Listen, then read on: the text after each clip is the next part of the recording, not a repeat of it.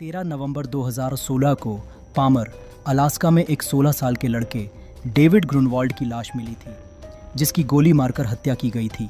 यह मामला, जिसे द मर्डर ऑफ डेविड ग्रुनवाल्ड के नाम से जाना जाता है, ने पूरे समुदाय को हिलाकर रख दिया। आइए जानते हैं कि डेविड कौन था और उसके साथ क्या हुआ। आपका स्वागत है बियॉन्ड द ग्रेव में। डेविड ग्रुनवाल्ड के पास एक उज्जवल भविष्य था, जिसमें सपने और आकांक्षाएं थीं जो आसमान की ऊंचाइयों को छूने की लालसा से भरी हुई थीं। ग्रुनवाल्ड का जन्म और पालन पोषण अलास्का के खूबसूरत शहर पाल्मर में हुआ, जहां की बर्फीली पहाड़ियां और खुला आकाश उसकी कल्पनाओं को उड़ान देने के लिए प्रेरित करते थे। डेविड की दयालुता, बुद्धिमत्ता और महत्वाकांक्षा ने उसे न केवल उसके शिक्षकों बल्कि उसके सहपाठियों के बीच भी एक आदर्श बना दिया। उसने मैटेस्यू कैरियर और तकनीकी हाई स्कूल में पढ़ाई की, जहां वह न केवल पढ़ाई में बल्कि कई पाठ्येतर गतिविधियों में भी सक्रिय रूप से भाग लेता था। उसका हर कदम एक नई दिशा में बढ़ता था, जैसे कि वह अपने सपनों की ओर उड़ान भर रहा हो। डेविड को विमानन का गहरा शौक था, जिसे उसके पिता बेंजामिन ग्रुनवाल्ड, एक अनुभवी पायलट, ने और भी प्रगाढ़ किया। दोनों पिता पुत्र हर सप्ताहांत उड़ान भरने के लिए निकलते, जहां वे आकाश की विशालता में खो जाते। यह एक ऐसा बंधन था जो केवल उड़ानों तक सीमित नहीं था, बल्कि उनके बीच एक गहरी मित्रता और सम्मान का प्रतीक था। डेविड का सपना एक पायलट बनने का था और वह अपने पिता के नक्शेकदम पर चलकर आसमानों में नई कहानियां लिखने की चाह रखता था। उसकी आंखों में उड़ान भरने का जज्बा था और उसे विश्वास था कि एक दिन वह उन बादलों को छू सकेगा जो उसके सपनों की ऊंचाइयों का प्रतीक है। 13 नवंबर 2016 का दिन ग्रुनवाल्ड परिवार के लिए किसी अन्य दिन की तरह शुरू हुआ। डेविड उस रात अपनी प्रेमिका से मिलने की योजना बना रहा था। वह शाम 6 बजे के करीब घर से निकला, अपनी मां एडी ग्रुनवाल्ड को यह बताकर कि वह 9:30 बजे तक घर लौटेगा। दुखदाई बात यह है कि डेविड ने वादा किया हुआ समय नहीं दिखाया और उसके माता पिता चिंतित हो गए।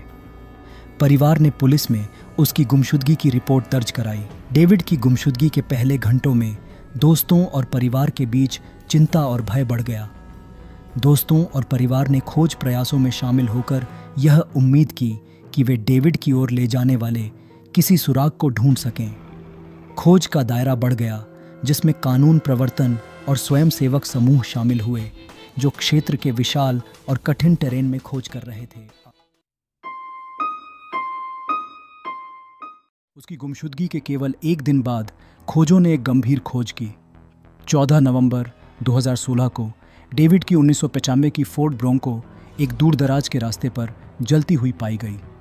जली हुई यह गाड़ी समुदाय को चौंका देने वाली थी और डेविड की सुरक्षा को लेकर चिंताओं को बढ़ा दिया। इस खोज ने संकेत दिया कि इसमें गलत कार्यवाही शामिल होने की संभावना थी। अलास्का राज्य पुलिस और FBI को मामले में सहायता के लिए बुलाया गया। जांचकर्ताओं ने वाहन और आसपास के क्षेत्र में संभावित प्रमाण की तलाश की। डेविड की गाड़ी की स्थिति ने स्पष्ट रूप से सबूत नष्ट करने के प्रयास को दर्शाया, जिससे सुरागों की खोज और भी कठिन हो गई थी। जांच तब गंभीर मोड़ पर पहुंची जब कानून प्रवर्तन को डेविड के दोस्त 16 वर्षीय एरिक अल्मंडिंगर के बारे में एक टिप मिली। उसे उस रात डेविड के साथ देखा गया था जब वह गायब हुआ।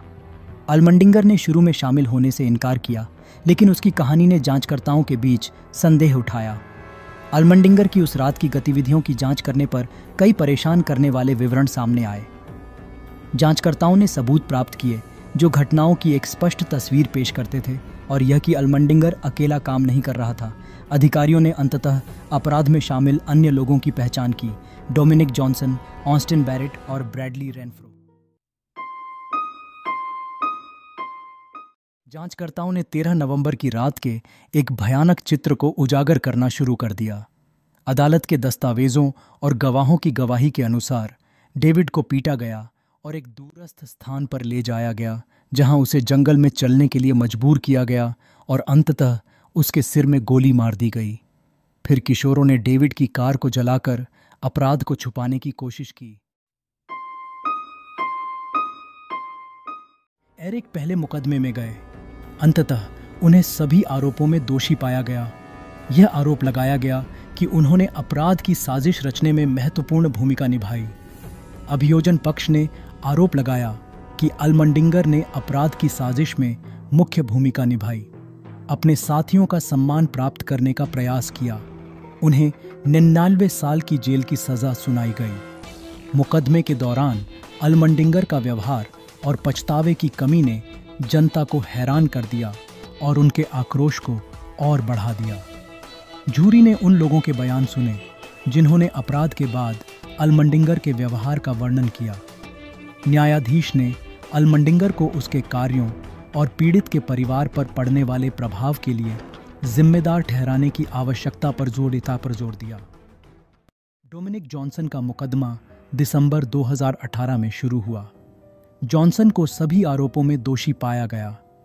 सबूतों से पता चला कि वह वही था जिसने ट्रिगर खींचा, डेविड ग्रुनवाल्ड की जान समाप्त कर दी।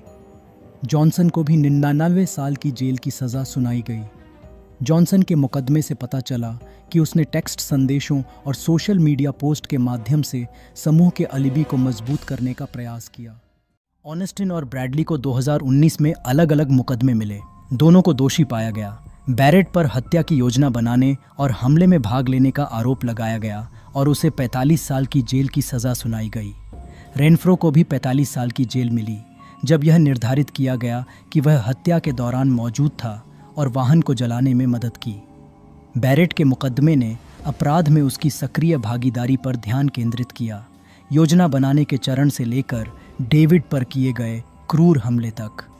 गवाहों और सह षड्यंत्रकर्ताओं के बयान ने बैरेट को एक इच्छा शक्ति वाले भागीदार के रूप में चित्रित किया। रेनफ्रो के मुकदमे ने अपराध को छिपाने के उसके प्रयासों पर ध्यान केंद्रित किया। हालांकि वह ट्रिगर खींचने वाला नहीं था, लेकिन उसकी भागीदारी इतनी महत्वपूर्ण थी कि उसे लंबी सजा मिलना आवश्यक था।